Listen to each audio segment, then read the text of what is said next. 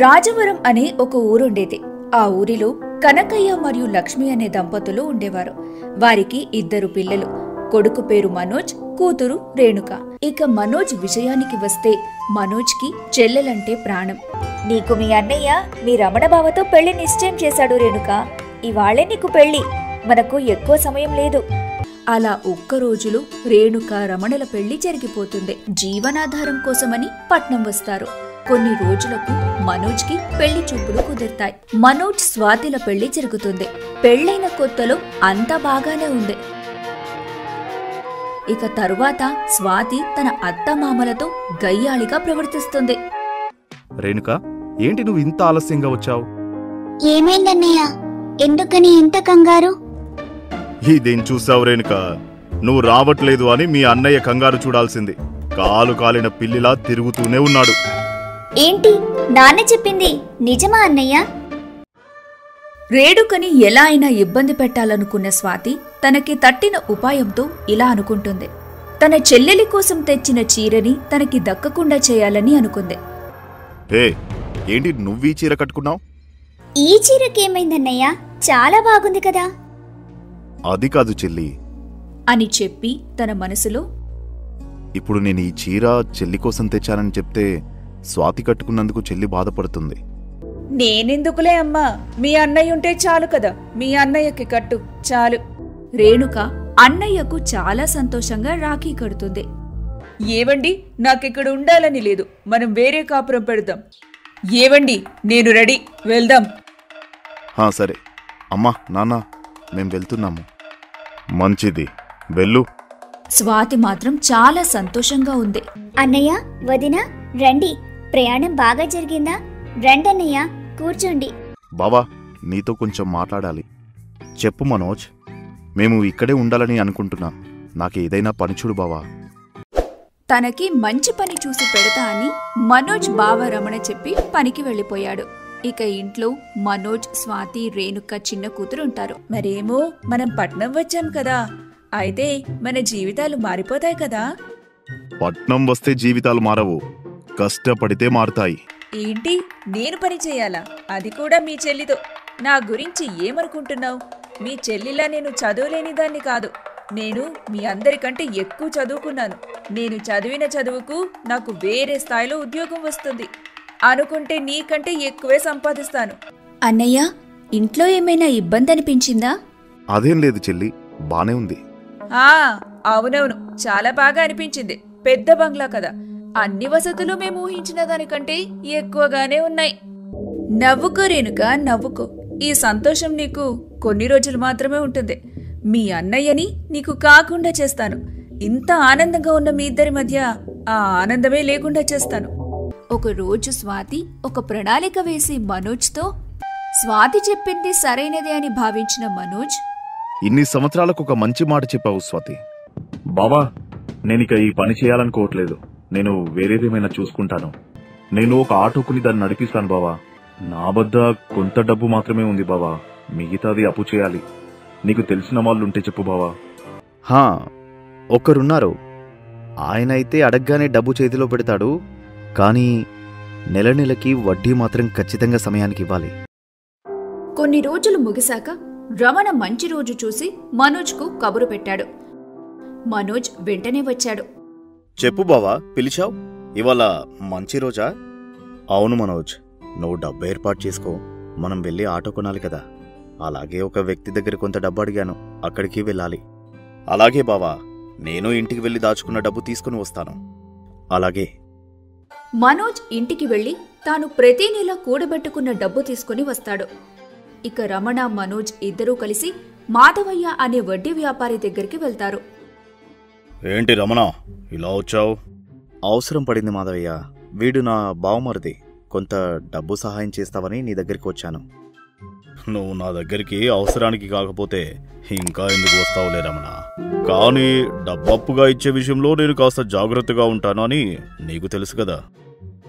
తెలుసు. నువ్వేం బాధపడకు మాధవయ్య, నేను అన్ని విషయాలు చెప్పాను. ప్రతి నెల వడ్డీ సమయానికి ఇస్తాడు. బాగా నమ్మకంగా ఉంటాడు. నేను భరోసా ఇస్తాను. అలాగే రమణ, నువ్వు ఇంతలా చెప్తున్నావు గనక ఇస్తాను అని చెప్పి మాధవయ్య మనోజ్కు డబ్బు ఇస్తాడు. అందుకు మనోజ్ సంతోషించి, మీకు చాలా ధన్యవాదాలండి. ప్రతి నెల ఖచ్చితంగా నేను మీకు వడ్డీ ఇచ్చేస్తాను. అలాగే బాబు, మంచిది. మనోజ్ మరియు రమణ ఆటో కొనుక్కునే దగ్గరకు వెళ్లి, రండి సార్, చెప్పండి, మీకు ఏం కావాలి? బాబు, మేము ఒక ఆటో కొనాలి అనుకుంటున్నాం. మంచి ఆటో కొంత తక్కువ ధరలు ఏమైనా ఉంటే చూడు. అలాగే సార్, మీరు ఇటువైపుగా రండి. అని చెప్పి ఆ వ్యక్తి ఒక ఆటో దగ్గరకు తీసుకుని వెళ్తాడు. ఇది చూడండి, ఈ ఆటో అయితే మీరు అనుకున్న ధరలో వస్తుంది. అలాగే అండి. రే మనోజ్, ఈ ఆటో అంతా చూసుకోరా, నీకు నచ్చితే తీసుకుందాం. రమణ అలా చెప్పగాని మనోజ్ వెళ్లి ఆటో మొత్తం తిరిగి చూస్తాడు. మనోజ్కు ఆ ఆటో బాగా నచ్చుతుంది. అదే తీసుకోవాలని నిర్ణయించుకుంటాడు. బావా, ఈ ఆటో తీసుకుందాం, నాకు బాగా నచ్చింది. అలాగేరా. ఆఖరికి మనోజ్ ఒక ఆటో కొన్నాడు. అన్ని కాగితాల మీద సంతకాలు పూర్తయ్యాక మనోజ్ ఇంకా రమణ ఆటోని ఇంటికి తీసుకొస్తారు. రేణుక కొత్త ఆటోకు తన మనస్ఫూర్తిగా పూజ చేస్తుంది. స్వాతిని హాస్పిటల్కి తీసుకుని వెళ్తారు. ఏంటన్నయ్యా, వదిన ఉన్నపళంగా ఇలా అయిపోయింది? ఏమో చెల్లమ్మ, నాకు మాత్రం ఏం తెలుసు. నాకు అదే కంగారుగా ఉంది. హే, ఏం కాదులేరా, నువ్వు కంగారు పడకు. ఇంతలో డాక్టర్ బయటకొచ్చి, లోపల ఉన్న అమ్మాయికి మీరు ఏమవుతారండి? తాను నా భార్య డాక్టర్ గారు. మీరు కంగారు పడవలసిందేమీ లేదు, మీరు త్వరలో తండ్రి కాబోతున్నారు. అని అనగానే మనోజ్ ఆనందానికి హద్దులుండవు. అందరూ సంతోషిస్తారు. నిజమా డాక్టర్? నాకు చాలా సంతోషంగా ఉంది. అరే మనోజ్, నీకు అభినందనలు. ఇంత మంచి విషయమన్నయ్యా, నేను వెంటనే గుడికి వెళ్ళొస్తాను. అని చెప్పి రేణుక గుడికి వెళ్ళిపోతుంది. మనోజ్, రమణ, స్వాతి ఇంటికి వెళ్తారు. అలా ఆ రోజు ముగిసిపోతుంది. మరునాటి నుండి మనోజ్ స్వాతిని ఏ పని చేయనీయకుండా తానే ఇంట్లో పని అంతా చేసి ఆటో నడపడానికి వెళ్ళిపోయేవాడు. అయినా కాని స్వాతి ఏదో ఒక విషయంలో ఏదో ఒక గొడవ పడుతూనే ఉండేది. ఇలా 3 నెలలు గడిచిపోయింది. ఓనాడు మనోజ్ తన తల పట్టుకుని ఇలా అనుకుంటాడు. అబ్బబ్బా, తల నొప్పిగా ఉంది. రోజు ఇన్ని పనులు చేయలేకపోతున్నా. ఉదయాన్నే లేచి ఇంట్లో పనంతా చేసి మళ్ళీ ఆటో నడుపుతూ తర్వాత ఇంటికి వెళ్ళి మళ్ళీ పనిచేసి నా భార్యని చూసుకుంటూ అది పెట్టే గొడవలు తలుచుకుంటూ అసలు నాకు సమయం ఉండట్లేదు. చెల్లిని చూసి 3 నెలలు అవుతుంది. ఇవాళ ఇంటికి వెళ్ళి ముందు చెల్లిని చూడాలి, ఆ తర్వాత ఇంటికి వెళ్తాను. ఇలా అనుకొని మనోజ్ మళ్లీ పనిలో పడిపోతాడు. ఇక సాయంకాలం అవుతుంది. మనోజ్ రేణుక వాళ్ల ఇంటికి వెళ్తాడు. మనోజ్ రావటం గమనించిన రమణ ఇలా అంటాడు. ఎవరు మనోజా? ఏంట్రా, నీకు ఇల్లు ఇంకా గుర్తుందా? ఇన్ని రోజులు రాలేదు కదా, మర్చిపోయావేమో అనుకున్నా. అబ్బా, ఇంకాపుతారా? వదిన అసలే వట్టి మనిషి కూడా కాదు. ఇక అన్నయ్యకి బాధ్యత, పని ఎక్కువైంది. అన్నయ్యకి సమయం ఎక్కడుంటుంది చెప్పండి? అవును చెల్లి, నన్ను చాలా బాగా అర్థం చేసుకున్నావు. మీ వదిన కూడా నన్ను ఇలా అర్థం చేసుకుంటే బాగానే ఉండేది. అన్నీ అవే సర్దుకుంటాయిలే, నువ్వు బాధపడకు. అలాగే బావా. ఇక మనోజ్ తన బాధలు రమణ, రేణుకతో చెబుతూ ఉంటాడు. అలా చాలా సమయం గడిచిపోతుంది. అక్కడింట్లో ఒక్కతే ఉన్న స్వాతి మనోజ్కి ఫోన్ చేస్తుంది. ఇదిగో తన గురించే మాట్లాడుతున్నాం, తానే ఫోన్ చేస్తుంది. హలో, చెప్పు స్వాతి. ఏవండి, ఏంటి ఇంకా రాలేదింటికి? ఇంత సమయం వరకు ఏం చేస్తున్నారు? నేను చెల్లి వాళ్ళ ఇంట్లో ఉన్నాను స్వాతి, ఇదిగో వస్తున్నా. మనోజ్ అలా అనగానే స్వాతి మండిపడుతూ ఇలా అంటుంది. ఇంట్లో నేను ఒక్కదాన్నే ఉంటానని తెలుసు కదా. మీ పనైపోగానే నా కోసం ఇంటికి రాకుండా మీ చెల్లెలింట్లో ఏం చేస్తున్నారు? వెంటనే ఇంటికి రండి, నేను మీతో మాట్లాడాలి. ఆహా, సరేలే వస్తున్నా అని చెప్పి మనోజ్ ఫోన్ పెట్టేశాడు. ఏమైంది మనోజ్, మొహమలా పెట్టావు? ఏం లేదు బావా, తెలిసిందే కదా, స్వాతి ఫోన్ చేసింది ఇంటికి రమ్మని. ఇక వెళ్తాను. అలాగేరా, జాగ్రత్తగా వెళ్ళు. అలాగే బావా. మనోజ్ ఇంటికి వెళ్తాడు. వచ్చారా ఇంటికి?